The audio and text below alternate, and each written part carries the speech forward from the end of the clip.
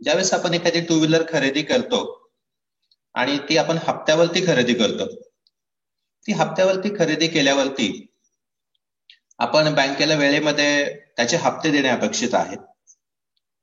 Bank ज्यावेळेस आपल्याला कर्ज देते त्यावेळेस कर्ज देत असताना बँक आपली जी काही गाडी आहे ती तारण म्हणून लिहून घेत असते. गाडीचा ताबा जरी आपल्याकडे असला तरी आपण गाडीची कागदपत्र जर पाहिली तर त्याच्यावरती बँकेकडे हायपोथिकेशन असा उल्लेख असतो. आता हायपोथिकेशन आहे याचाच अर्थ जोपर्यंत तुम्ही कर्जाची पूर्ण परतफेड करत नाही तोपर्यंत त्या गाडीची मालकी ही बँकेची राहणार आहे. आता जर आपण कर्जाचे हप्ते वेळेवरती दिले नाही अशा वेळेस ती बँक आपल्याकडची गाडी जप्त करते आणि जप्त केल्याच्या नंतर त्याची विक्री देखील करू शकते. तर ही ज्या वेळेस बँक ही आपली गाडी आपल्या घरी येऊन घेऊन जाते त्यावेळेस बँकेला काही गाडी खरेदी करण्याचा अधिकार नाही, पण तरीही बँकेकडे ती गाडी आहे. याचाच अर्थ जो असेट बँक अदरवाईज घेऊ शकत नाही तो असेट बँकेकडे आहे, म्हणजेच त्याला नॉन बँकिंग असेट म्हटलंय.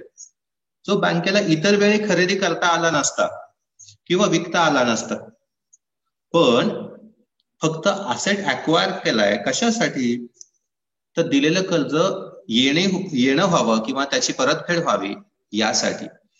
त्यामुळे ज्यावेळेस कर्जदार कर्जाची परतफेड करत नाही त्यावेळेस कर्जासाठी तारण म्हणून दिलेली गोष्ट बँक ताब्यात घेते आणि तिची विक्री करते. तो जो काही असेट आहे तो ज्यावेळेस त्याच्यापासून हप्ता येत नाही त्याला नॉन परफॉर्मिंग म्हटलंय, आणि ज्यावेळेस असेट ताब्यात घेतला जातो बँकेकडून त्यावेळेस त्याला नॉन बँकिंग म्हटलंय. तर या 7 वर्षामध्ये अक्वायर केल्यापासून विकणं किंवा त्याची विल्हेवाट लावणं अपेक्षित आहे. आरबीआय पुढे तो 5 वर्ष एक्सटेंड करू शकते.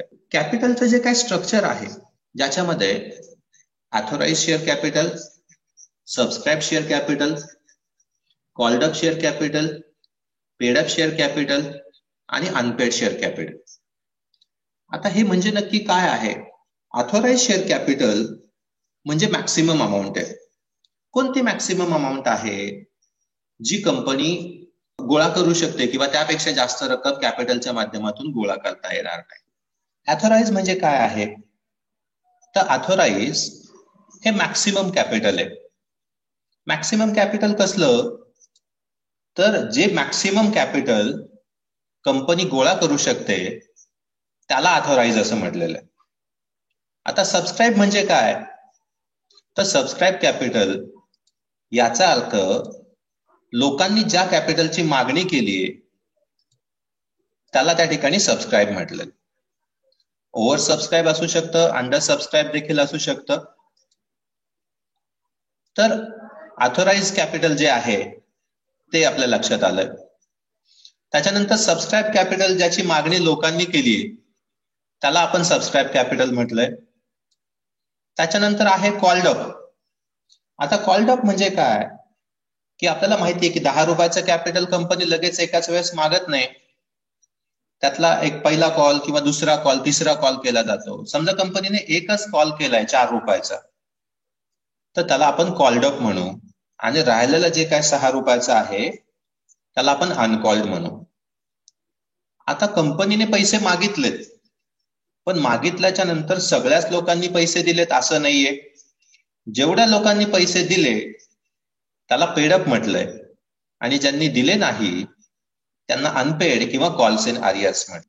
कॅपिटल स्ट्रक्चरच्या बाबतीत असं सांगितलेलं आहे. द सबस्क्राईब कॅपिटल हे जे काय सबस्क्राईब कॅपिटल आहे ते सबस्क्राईब कॅपिटल किती असलं पाहिजे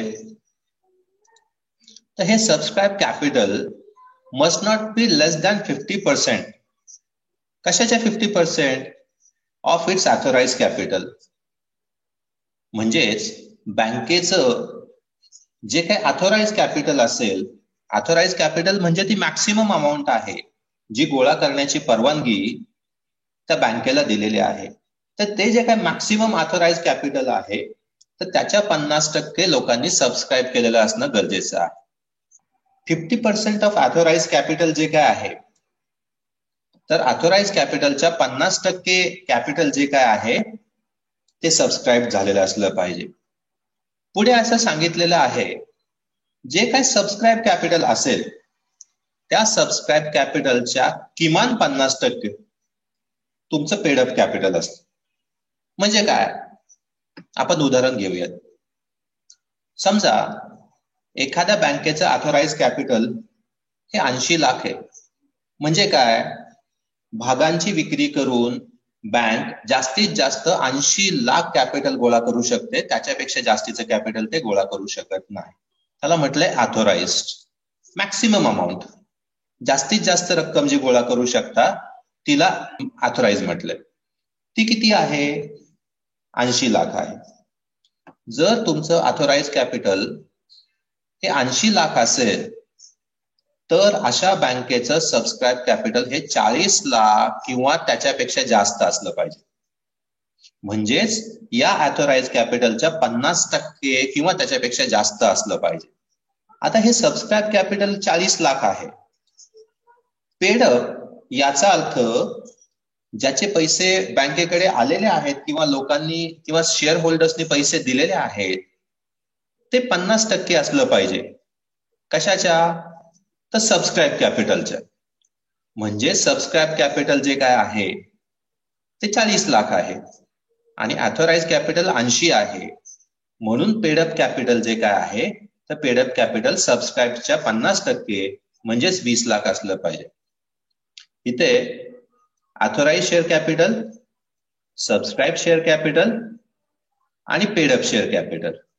जे ऑथोराइज आहे तर ऑथोराइजच्या 50% तुमचं सबस्क्राईब असलं पाहिजे आणि जे काय सबस्क्राईब कॅपिटल असेल तर त्या सबस्क्राईब कॅपिटलच्या 50% किंवा त्याच्यापेक्षा जास्त हे तुमचं पेडअप म्हणजे लोकांनी दिलेलं असलं पाहिजे.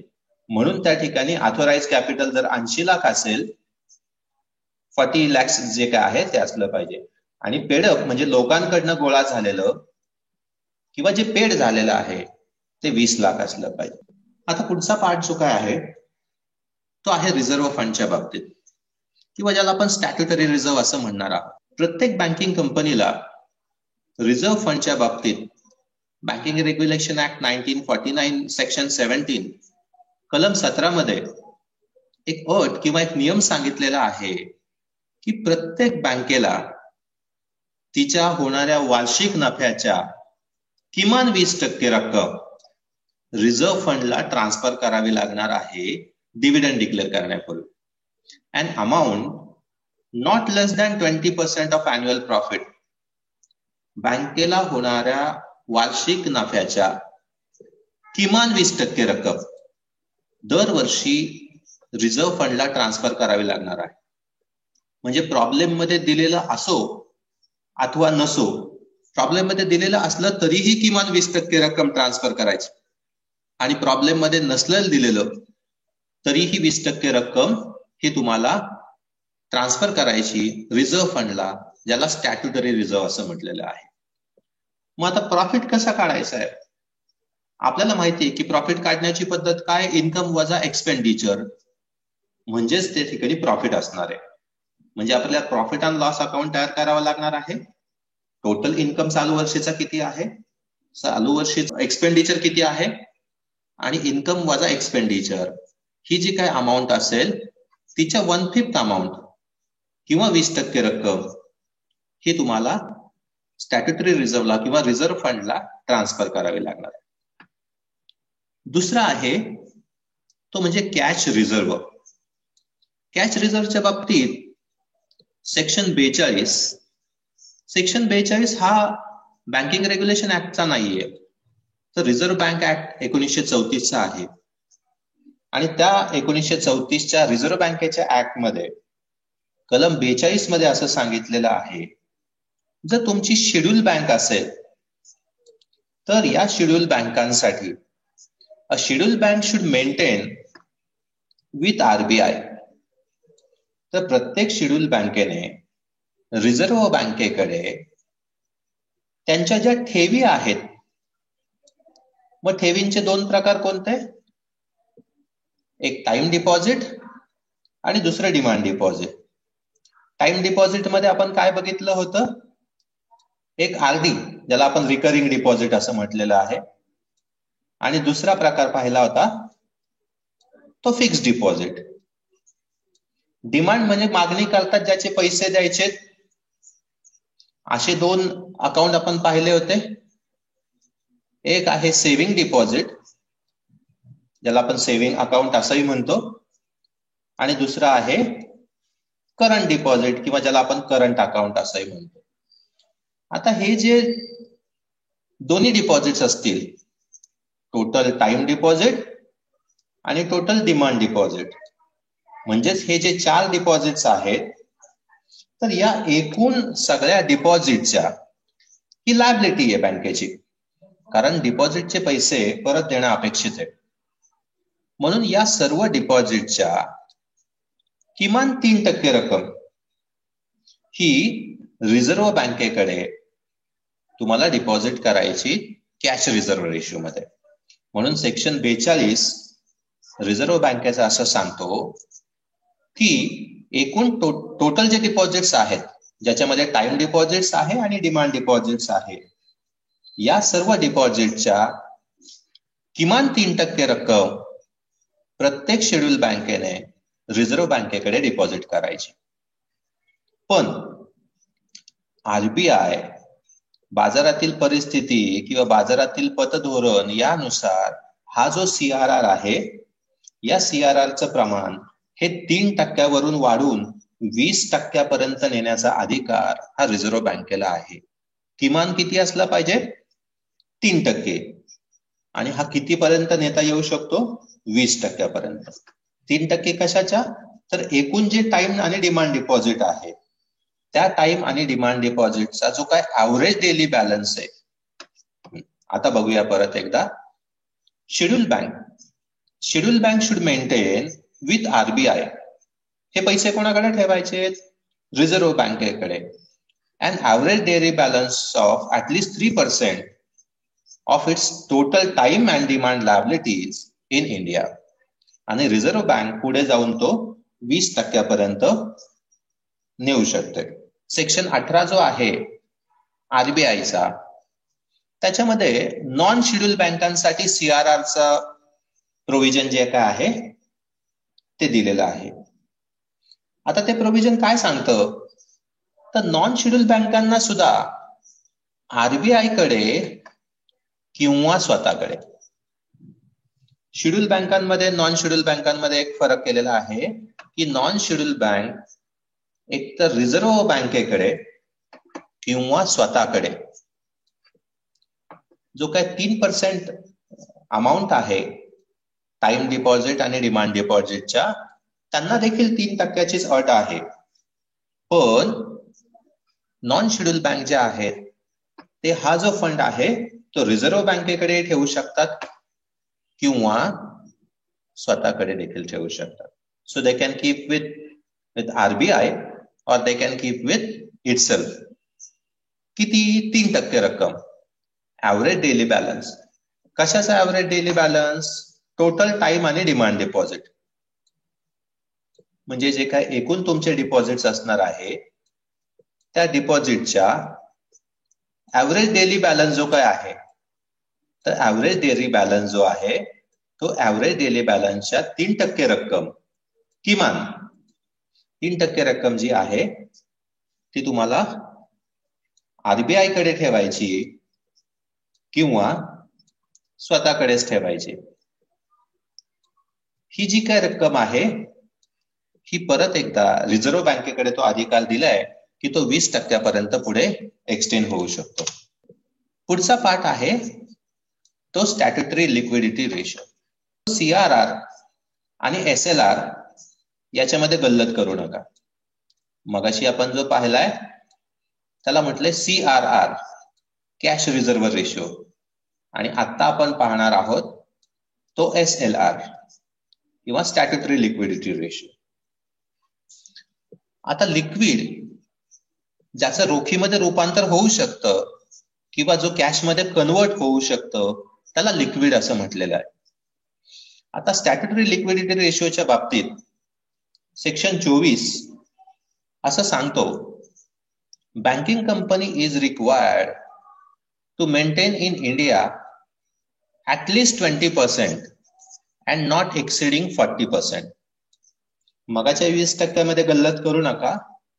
हा जो आहे तो SLR आहे. आणि SLR किती आहे? तर एकूण तुमच्या ज्या ठेवी आहेत त्या एकूण ठेवींच्या कमीत कमी 20 आणि जास्तीत जास्त 40% रक्कम ही कशामध्ये ठेवायची? तर ती तुम्ही रोख ठेवू शकता, गोल्ड मध्ये ठेवू शकता, अनएन्कम्बर्ड किंवा अप्रूव्ड सिक्युरिटी मध्ये ठेवू शकतात, जेणेकरून त्याचं रोखीमध्ये रूपांतर पटकन होऊ शकतं. हे करत असताना त्याचा व्हॅल्यू कसं ठरवणार आहात? तो जो व्हॅल्यू आहे at a price not exceeding current market price. आज रोजी जी काय सोन्याची मार्केट प्राइस असेल त्या मार्केट प्राइस नुसार तुम्हाला ते लिक्विड फॉर्म मध्ये ठेवावं लागणार आहे. किती टक्के रक्कम ठेवायची? किमान 20% रक्कम, ती जास्तीत जास्त 40% रक्कम लिक्विड फॉर्म मध्ये ठेवायची. आता ही लिक्विड फॉर्म मध्ये का ठेवायची? कारण काही डिपॉझिट जे आहेत ते डिमांड डिपॉझिट्स आहेत. म्हणजे करंट अकाउंट वरचे पैसे कधीही काढता येऊ शकतात, सेव्हिंग वरचे पैसे कधीही काढता येऊ शकतात. अशा वेळेस ज्या ठेवी गोळा झालेल्या आहेत त्या सगळ्याच्या सगळ्या ठेवी जर कर्ज रूपामध्ये वितरित झाल्या तर सेव्हिंग वाल्यांना आणि करंट अकाउंट वाल्यांना त्यांचे पैसे किंवा डिपॉझिट जे आहेत ते मिळू शकणार नाही. म्हणून 20% ते 40% रक्कम जी काय आहे ती जी रक्कम आहे ती तुम्हाला लिक्विड फॉर्मॅट मध्ये किंवा लिक्विड असेट्स मध्ये ठेवावी लागणार आहे, जेणेकरून बँकेला पटकन ते पैसे जे काय आहे ते लिक्विड फॉर्म मध्ये किंवा कॅश मध्ये कन्वर्ट करता येतील आणि मागणी केल्यावरती लोकांना वितरित करता येतील. हा जो रेशिओ आहे त्याला स्टॅट्युटरी लिक्विडिटी रेशिओ किंवा ज्याला SLR असं म्हटलेलं आहे. आता हा रेशो जो 20% कमीत कमी आणि जास्तीत जास्त 40% असं जे सांगितलेलं आहे त्याचं पर्सेंटेज हे वेळेनुसार किंवा टाइम टू टाइम जे आहे ते बदलत असतं. बाजारातली परिस्थिती आणि आर्थिक स्थिती त्या देशाची काय आहे यानुसार ते किती ठेवायचं हे आपल्याला कळत. म्हणजेच आपण जर 100 रुपयाचा विचार केला तर या 100 रुपयामध्ये जर 100 रुपयाच्या ठेवी असतील तर त्या ठेवीपैकी 3% जे काय आहे रिझर्व्ह बँकेकडे ठेवायचे. आता रिझर्व्ह बँकेकडे ठेवल्याच्या नंतर राहिलेले जे 97 रुपये आहे तर 97 रुपयातून आपण किमान 20% रक्कम हा SLR मध्ये ठेवायचा आहे. म्हणजे 23% आपले त्याच्यातून मायनस झाले, म्हणजे 77% आपल्याकडे पैसे उरले. या 77% देखील काही रक्कम तुम्हाला इन्व्हेस्ट करायची. आता इन्व्हेस्ट केलेली रक्कम जी काय आहे ती समजा 27% आहे असं आपण अज्युम करू. म्हणजे आता उरलेली जी काय रक्कम आहे ती फक्त 50 रुपये जी आहे ती कर्ज रूपामध्ये देण्यासाठी उपलब्ध आहे. म्हणजेच 50 रुपयाचं कर्ज बँकेने दिलेलं आहे ज्याच्यावरती बँकेला व्याज मिळणार आहे, पण बँकेला मात्र ग्राहकांना जे काय व्याज द्यायचंय ते 100 रुपयावरती द्यायचंय. आणि हे कारण आहे की बँकेचा ठेवीचा दर आणि बँकेचा कर्जाचा दर याच्यामध्ये फरक असतो. बँकेचा कर्जाचा दर हा जास्त असतो आणि ठेवींवरती तुम्हाला जो दर मिळतो तो मात्र कमी आहे. बँकेकडे जे डिपॉझिट आहे ते 100 रुपयाचं आहे. आता हे 100 रुपयाचं जे काय डिपॉझिट आहे हे 100 रुपयाच्या डिपॉझिट्स वरती बँकेला व्याज द्यायचंय. लेट अस अज्युम की बँकेचा व्याज दर हा 6% आहे. म्हणजे बँकेला 6 रुपयाचा इंटरेस्ट जो काय आहे तो इंटरेस्ट पे करायचा. याच्यामध्ये जो क्लॅश आहे तो आहे प्रॉफिटेबिलिटी आणि लिक्विडिटी.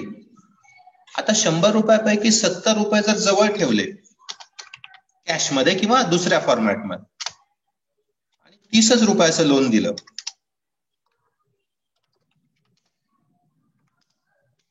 आता प्रॉब्लेम काय होईल?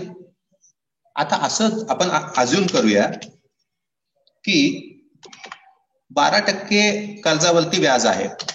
आता या 30 वरती 12 त्रिक 36 म्हणजे 3 रुपये 60 पैसे एवढाच इंटरेस्ट मिळेल. पण बँकेला इंटरेस्ट किती द्यायचा आहे? 6 रुपये. आणि बँकेला इंटरेस्ट मिळतोय किती? 3.6. म्हणजे बँक तर तोट्यामध्ये जाईल. याचाच अर्थ आपण जास्तीत जास्त पैसे रोख रूपात ठेवले तर आपला प्रॉफिट कमी होणार.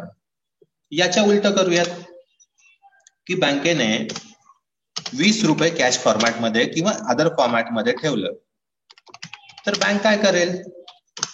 80 रुपये जे आहे बँकेकडे कर्ज रूपामध्ये देण्यासाठी असतील.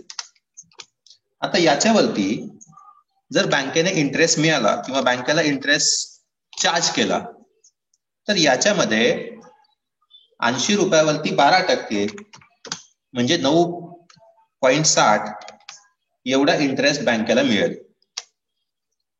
आता बँकेला मिळणारा इंटरेस्ट किती आहे? 9.60. बँकेला ठेवीदारांना जो इंटरेस्ट द्यायचा आहे तो किती आहे? 6 रुपये. म्हणजे बँकेला 3 रुपये 60 पैसे हा फायदा होऊ शकतो. पण याच्यामध्ये एक अडचण अशी आहे की 20 रुपये जर तुम्ही कॅश मध्ये ठेवलेत आणि उद्या जाऊन या 100 रुपये जे ठेवीदार आहे त्याच्यातल्या 40 रुपयाची बँकेला जर मागणी बँकेला केली तर मात्र बँकेकडे देण्यासाठी पैसे असणार नाही. बँकेवरती अविश्वास लोक व्यक्त करतील आणि बँक दिवाळखोरीत देखील निघायची शक्यता आहे. म्हणजे हा जो क्लॅश आहे तो आहे प्रॉफिटेबिलिटी वर्सेस लिक्विडिटी. तुम्ही जास्त पैसे जर स्वतःकडे ठेवले तर तुमचा प्रॉफिट कमी होईल. जास्तीत जास्त प्रॉफिटचा जर विचार केला तर तुमच्याकडे पैसे जे काय आहे ते राहणार नाही. कारण जे काही 100 रुपये बँकेकडे आहे त्या 100 रुपयाचं आपण पाहिलं की 3% जे काय आहे ते आपल्याला CRR ठेवावा लागणार आहे. 20% जो काय आहे तो आपल्याला SLR ठेवावा लागणार आहे. त्याच्यानंतर काही टक्के रक्कम ही आपल्याला इन्व्हेस्ट करावी लागणार आहे आणि राहिलेली रक्कम जी आहे ती लोन स्वरूपामध्ये मिळणार. म्हणजेच याचा अर्थ जी काही ही रक्कम आहे इन्व्हेस्टमेंट आणि लोन हे ज्या दोन रक्कमा आहे याच्यावरतून आपल्याला इंटरेस्ट जो काय आहे किंवा इन्कम जो काय आहे तो जनरेट होणार आहे. व्याज देत असताना 100 रुपयावरती द्यायचंय. जे काय पेमेंट आहे पेमेंट ऑफ इंटरेस्ट हे किती रुपयावरती द्यायचंय? 100 रुपयावरती इंटरेस्ट द्यायचंय. पण जो काय फायदा जो आहे तो आपल्याला इन्व्हेस्टमेंट आणि लोन मधून होणार आहे. म्हणून साठी याच्यामध्ये ठेवींचा दर आणि कर्जाचा दर या दोन गोष्टी ज्या आहेत त्या भिन्न भिन्न असतात. तुम्ही जास्तीत जास्त पैसे लिक्विड फॉर्म मध्ये ठेवले तर तुमचा नफा जो आहे तो कमी होणार आहे. आणि जर जास्तीत जास्त नफ्याचा विचार करत असाल तर तुम्हाला स्वतःकडे जास्त पैसे न ठेवता जास्तीत जास्त रक्कम जी आहे ती इन्व्हेस्ट करावी लागणार आहे.